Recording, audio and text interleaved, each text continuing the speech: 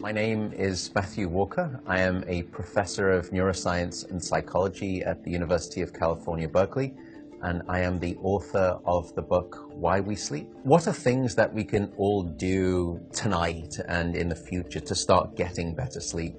Well, beyond carving out a non-negotiable 8-hour sleep opportunity, there are probably at least 5 things that we can do.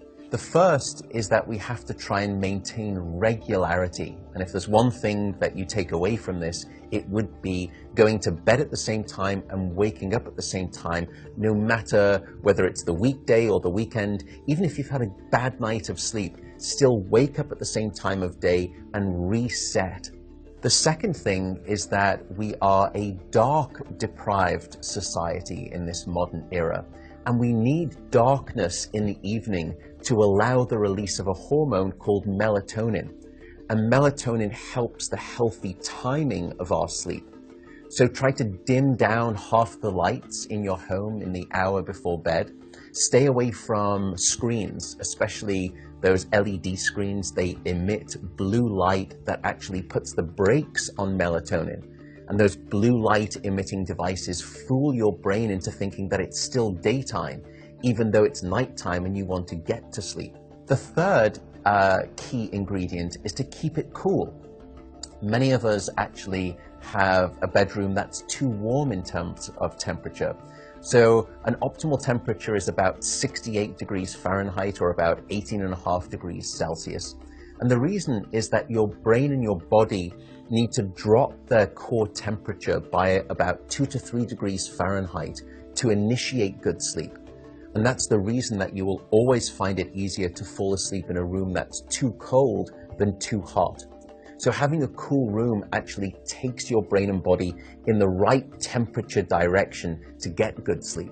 The fourth critical factor is actually avoiding alcohol and caffeine. Unfortunately, this makes me deeply unpopular, but alcohol is perhaps the most misunderstood drug when it comes to sleep. People think that it helps them fall asleep. That's not actually true. Alcohol is a class of drugs that we call the sedatives. And what you're doing is just knocking your brain out. You're not putting it into natural sleep.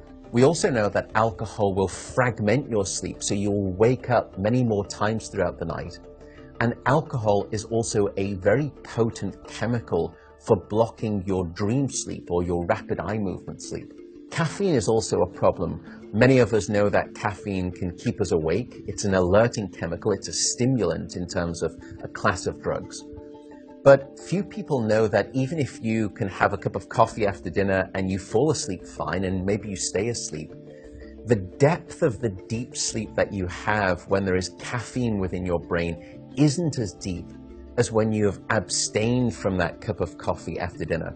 So as a consequence, you wake up the next morning, you feel unrefreshed, and you don't remember waking up or having a difficult time falling asleep, but now you find yourself reaching for 2 or 3 cups of coffee in the morning, and you develop this dependency, this addiction cycle. The fifth and final tip for better sleep is to not stay in bed awake.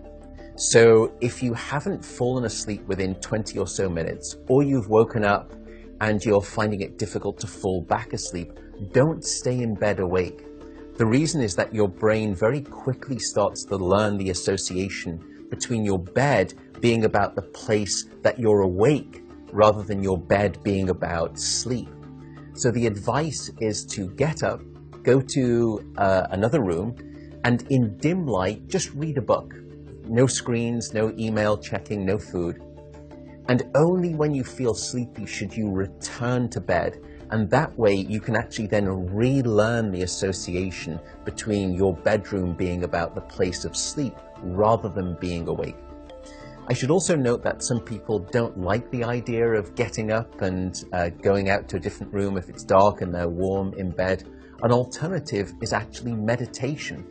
Meditation has been demonstrated in clinical trials to help people just relax the body, calm down the fight or flight branch of the nervous system that can happen when we wake up in the middle of the night and we have that Rolodex of anxiety thoughts. And by meditating, you can start to quiet the mind as well as the body, and that also helps you fall back asleep more easily.